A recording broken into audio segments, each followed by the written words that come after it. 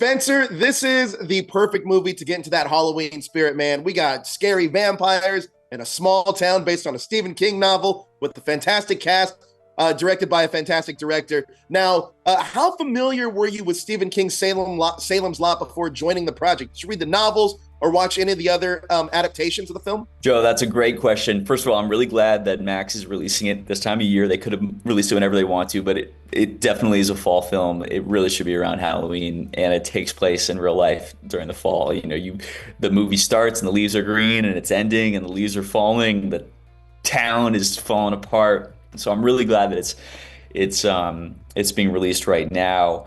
Remind me of the second part of the question. It was you were asking. Oh, if you've seen any of the different Right. iterations, read the Of book. course. No, you know what? I purposely did not watch the miniseries, especially the Mike Ryerson portrayal is so iconic, and I just had to completely divorce myself from that. And the irony is that I always intended to go back and watch it.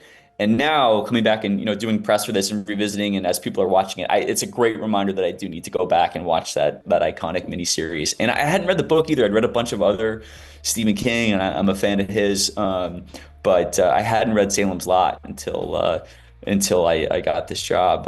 It was one of Stephen King's favorites, so, and it's now, of course, one of mine. I love this story. You know what? For those that may not be familiar with Salem's Lot, tell us a little bit about Mike. About Mike, yeah. So Mike, it's one of the cool things that Mike's character gets to go through is you get to see the transition from human to, spoiler alert, vampire. Many of the people you meet in the beginning of this movie will be a vampire.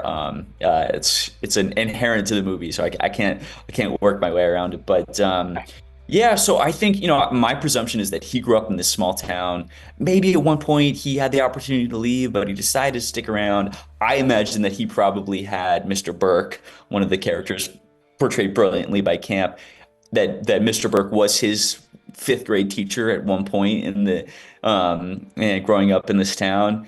And one of the really cool challenges and fun parts, well, yeah, was seeing this transition of not just as a human, not just as a vampire, but you get to see him as he's losing his humanity and this evil is sort of taking him over, and the pull of Barlow and the pull of his own life and not knowing what's going on and sort of losing his touch with reality. And all of a sudden, everything is becoming a threat. There's this great scene where I'm in a bar during the middle of the day and he's just completely off his rocker saying, "What the hell is going on to me?"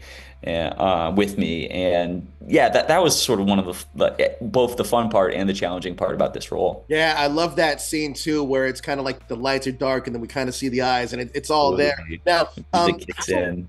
yeah, how was your experience working with the practical effects and the makeup in this horror film? Because I think that practical effects and all that stuff kind of goes hand in hand with horror films, like milk and cookies, man. I 100% agree. The makeup on this, really the best of the best doing the makeup. And we had contacts and teeth, and it's really interesting because it's like it's once you get all that stuff in, it's very little work for you to do. It's almost like you have to do less because you just have to trust it. And it's really, like Gary or the director sort of like letting kind of how things look and playing with it. And I got to do a lot of my vampire stuff early on in the shooting, which meant that I got to be a little bit of a guinea pig to sort of play with things. And I'm fortunate that we had a lot of time with a movie schedule. It's not as rushed as when you're doing television. So we got to play with some of those things.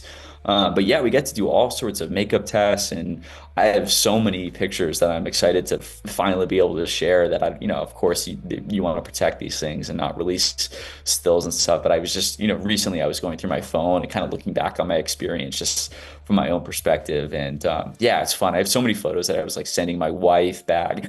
My wife came and visited me, and there were bloody handprints on from night shoots. She was waking up to get cop on Zoom for her job back in Los Angeles, and she woke up and there was just blood all over the shower from when I had just come back like in a daze after night shoot. So yeah, all that stuff is super fun. I love filmmaking, and it's great. I'm always asking everybody questions. Absolutely. Look, I love that this is coming out on October 3rd because I feel like it's the perfect, like you had said, the perfect time for this to release. But if you had to pair this with a double feature that you can do at home, what would you pair Salem's Lot with on October 3rd with another film? Oh, that's a great question. There's a lot streaming on Max right now, and I should really have a list of things, but I know they've done a really concerted job to build out their catalog. So I'm sure you can find something there on Max that would complement this.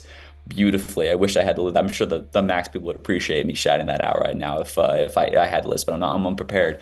Um, that's a great question. You know what? I think, Stephen King has so many movies that like I think you have to double it up with something from the Stephen King genre. I just feel like that just makes sense. And I know personally for myself, I need to go back and I read a handful of stuff, but I barely touched his catalog because he has so many books. You read 4 or 5 Stephen King of any other author, and you've covered most of their catalog. For someone like Stephen King, you've barely scratched the surface. Well, look, you guys did such a phenomenal job in this Salem's Lot. It is terrifying. It's releasing in the perfect time of year. I can't wait for folks to watch this on October 3rd. Thank you so much for your time, Spencer. I appreciate it, man.